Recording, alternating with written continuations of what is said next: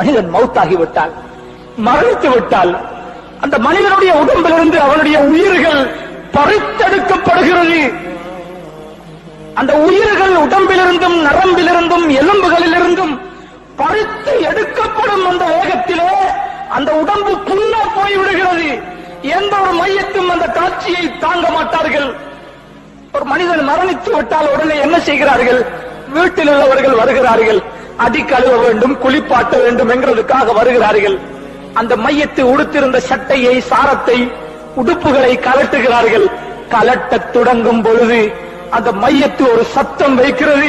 ஐயுகள் ராசில், என்னை குளிப்பாட்டுபவனே, என்னை குளிப்பாட்ட வந்திருப்பவனே, இப்பொழுதுதான் என்னுடைய உடம்பிலே உயிர் கலட்டப்பட்டு உடம்புகள் புண்ணா போயிருக்கிறது. என்னுடைய உடம்பிலிருந்து சட்டைகளை கலட்டும் நீ என்னை மெதுவாக நடந்து கொள், தாறுமாறாக கலட்டி விடாதே, என்னை அந்த பக்கம் இந்த பக்கம் போட்டு புரட்டி இந்த புண்ணுடம்பை இன்னும் அழுத்தப்படுத்தாதே என்று ஒவ்வொரு மையத்தும் கெஞ்சுகிறது. இந்த நேரத்தில் அதிகமாக அந்த மையத்து கவலைப்படுகிறது என்று நபி ஸல்லல்லாஹு அலைஹி வஸல்லம் அவர்கள் சொன்னார். ஒவ்வொருத்தரும் அனுபவிக்கிறோம், ஒவ்வொருத்தரும் மௌத்தாக இருக்கிறோம், ஒவ்வொருத்தருக்கும் இந்த சக்கராத்து வர இருக்கிறது. ஒவ்வொருத்தரையும் குளிப்பாற்றுவதற்காக குடும்பத்தார்கள் வருவார்கள், நம்முடைய சட்டைகளையும் கலட்டுவார்கள். அந்த நேரத்தில் தான் அதை உணர முடியுமே தவிர எவ்வளவு சொன்னாலும் புரிய வைக்க முடியாது. அல்லாஹ்வுடைய நல்லடியார்களே, மையத்தின் இந்த நேரத்தில் படக்கூடிய கவலை, இந்த வேதனை, அது போடக்கூடிய சத்தம் ரொம்ப தாழ்மையாக கேட்டுக்கொள்கிறது. சத்தம் போட்டு கேட்கிறது தாழ்மையா. புண்ணுடம்பு, புண்ணுடம்பு, இதை தாக்கி விடாதே, மென்மையாக மிருதுவாக பூ போல என்னுடைய உடம்பை நடத்து, என்னால தாங்க முடியாது என்று அவனுடைய குளிப்பாட்டுவனிடத்தில் கெஞ்சி கேட்டுக் கொள்கிறது. இந்த சத்தத்தை மனிதனையும் ஜின்களையும் தவிர உள்ள உலகத்திலே உள்ள அத்தனை உயிருள்ள வஸ்துக்களும் கேட்கிறது என்று நபி ஸல்லல்லாஹு அலைஹி வஸல்லம் அவர்கள் சொன்னார்.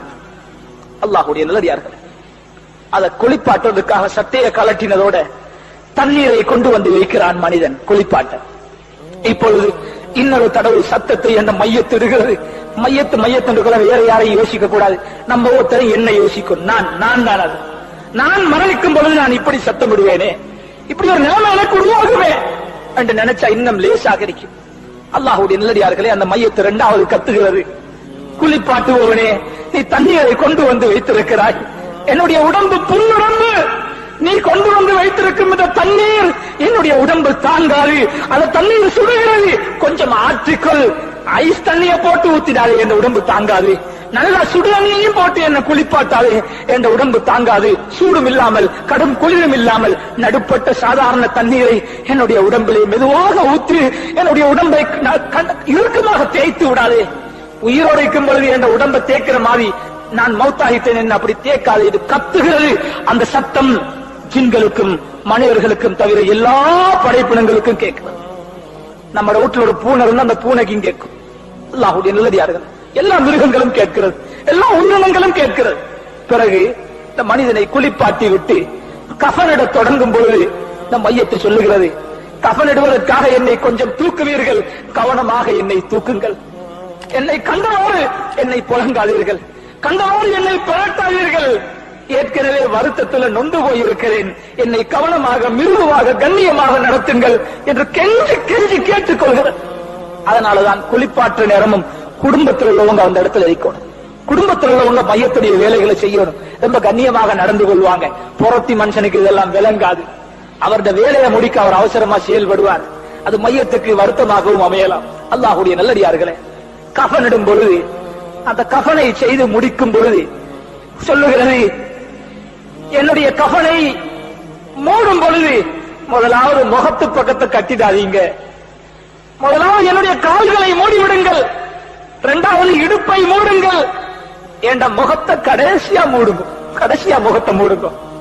என் குடும்பத்தை நான் ஒருக்க பார்க்கணும், இதுக்கு பிறகு இவங்களை பார்க்க முடியாது, இனிமேல் நான் இந்த முகங்களை பார்க்க வார்த்தைக்கு மீண்டும் வர மாட்டேன், கடைசியாக என்னுடைய வீட்டிலிருந்து நான் அல்லாஹ்வை சந்திப்பதற்காக செல்லுகிறேன், கபருக்கு செல்லுகிறேன், என் முகத்தை கடைசியா மூடுங்க, கொஞ்சம் என் பிள்ளைகளை பார்க்கணும், வந்திருக்கிற சொந்தக்காரர்களை பார்க்கணும் என்று அந்த மையத்தை ரொம்ப பணிவாக சத்தமிட்டு அங்க இருக்கிறவங்கள்ட்ட கேட்டுக்கொள்வதாக நபி ஸல்லல்லாஹு அலைஹி வஸல்லம் அவர்கள் சொன்னார்.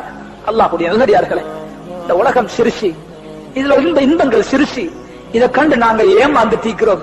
ஒரு பெரிய வாழ்க்கை எங்களுக்கு பின்னாலேக்கு, மௌத்துக்கு பின்னாலேக்கு. ஒரு நீண்ட ஹதீஸ், ஒரு சில விஷயங்களை ஞாபகத்திலே வைத்து. ஆகவே அல்லாஹ்வுடைய நல்லடியார்களே, இரவில் தூங்குகிறோம், அன்புள்ள மனைவி பக்கத்திலே தூங்குகிறாள். காலையில் இவளை சந்திக்கலாம் என்கிறதுக்கு என்ன உத்தரவாதம்? என்ற பிள்ளைகள் பக்கத்தில் இருக்கிறார், நான் இல்லாம ஏறாது என்று சொல்லிக் கொண்டிருக்கிறோம். அடுத்த நிமிடம் எனக்கு மரணம் வந்து விட்டால் என்ற பிள்ளைகளுடைய செய்தி என்ன? என் தாய் தகப்பன் செய்தி என்ன? என்னை பெற்றவர்கள் இப்பொழுது கபரில் இருக்கிறார்கள், கூட பிறந்தவர்கள் கபரில் இருக்கிறார்கள். இந்த நிமிடம் என்று வெள்ளிக்கிழமை இந்த நேரத்தில் அவர்களுடைய கபரிலே அவர்களுக்கு என்ன நடந்து கொண்டிருக்கிறது? என்ன நடக்கிறது? சிந்தித்து பாருங்கள் சகோதரர்கள், என்ன நடக்கிறது? சொர்க்கத்தில் இருக்கிறார்களா? நரக படுகொலையில் இருக்கிறார்களா? அவர்களுடைய நன்மையின் காரணமாக கபரில் இருந்து உயர்த்தப்பட்டு சுவர்க்கத்துக்கு சென்று விட்டார்களா? அல்லது அவர்களுடைய பாவத்தின் காரணமாக அந்த இருட்டறையிலே நொறுக்கப்பட்டு அல்லாஹ்வுடைய தண்டனைக்கு உட்பட்டு விட்டார்களா? யாருக்கு தெரியும்? இதே நிலைதான் நமக்கும் வரப்போகிறது. ஆகவே உலகத்துல எங்க போனாலும், எந்த நாட்டுக்கு போனாலும் மௌத்த மறந்து மட்டும் வாழக்கூடாது. மௌத்த அடிக்கடி நினைக்கிறது அமல் செய்வதற்கு லேசி, தொழுவதற்கு லேசி, ஜிக்ர் செய்வது லேசி. மௌத்தை நினைக்கிறவன் அமல் லேசி, ஜிக்ர் லேசி, குர்ஆன் ஓதுறது லேசி, குடும்பத்தை தீனுடைய அடிப்படையிலே, இஸ்லாமிய அடிப்படையிலே வழிநடத்துறது லேசி, வியாபாரம் செய்யறது லேசி, ஹலாலாக நடந்து கொள்றது லேசி, ஹராத்திலிருந்து தவிர்ந்து கொள்றது லேசி, மௌத்தை முன்வைத்து வாழும் பொழுது. ஆகவே எல்லாரும் அடையவிருக்கும் அந்த மரணத்தை அல்லாஹ் நம் அத்தனை பேருக்கும் சாந்தியானதாக, ஈடற்றம் மிக்கதாக ஆக்கி அருள்வானாக. யா அல்லாஹ், எங்களுடைய பாவங்களை மன்னிப்பாயாக, நன்மைக்கு வழிகாட்டுவாயாக, பாவத்திலிருந்து நம்மை பாதுகாப்பாயாக. நாம் எல்லாரையும் காத்துக் கொண்டிருக்கும் அந்த மௌத்தை யா அல்லாஹ், அந்த மௌத்துடைய சக்கராத்தை நமக்கு லேசுபடுத்துவாயாக. சக்கராத்துடைய வருத்தத்தை கொண்டு நம்மை சோதித்து விடாது யா அல்லாஹ். நம்முடைய உடம்புகள் தாங்காது யா அல்லாஹ். உன்னுடைய அருள் தேவை யா அல்லாஹ். உன்னுடைய கிருபை நமக்கு தேவைப்படுகிறது யா அல்லாஹ். நமக்கு நேரான வழியை காட்டுவாயாக, உனக்கு விருப்பமான வாழ்க்கையை நசீபாக்குவாயாக. நபிகளாரின் வாழ்க்கை வழிமுறைகளை நம்முடைய வாழ்க்கையில் எடுத்து நிற்க தௌபு செய்திடுவாயாக. பாவம் செய்பவர்களை பாவத்திலிருந்து பாதுகாத்திடுவாயாக. நன்மைகளை விட்டும் தூரமாக வாழ்பவர்களை நன்மைகளின் பக்கம் நெருக்கி வைப்பாயாக. உலகத்திலே சுவர்க்கத்துக்காக உழைக்க தௌபு செய்திடுவாயாக. உலகத்துக்காக உழைக்கிறோம் யா அல்லாஹ், உலகத்தை கோடி கோடியாக சேர்த்து வைத்திருக்கிறோம் யா அல்லாஹ். ஆகிரத்தை மறந்திருக்கும் நமக்கு நம்முடைய சிந்தனைகளை தூண்டி விடுவாயாக. கபரை, மௌத்தை, மஹ்ஷரை, சுவர்க்கத்தை, நரகத்தை நம்முடைய முன்னால் வைத்து அதற்காக உழைக்கக்கூடிய நல்லடியார்கள் கூட்டத்தில் நாம் அத்தனை பேரையும் ஆக்கி அருள்வாயாக. ஆமீன், ஆமீன்.